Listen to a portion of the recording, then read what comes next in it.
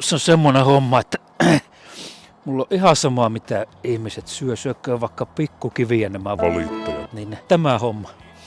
Tää lauantain makkara, kopio, makuulihaa Tammelasta tekee tätä. Sen sanon ihan varmana, kun sokkotestiin pantaisi tämä, niin yksikään näistä hattaran valittajista, ne ei erottaisi. Tää on lauantain makkara. Ja mä sanoin, että jos minä pärjään metässä tämmöisellä, niin miten ne ei pärjää nämä helvetin kitisiät.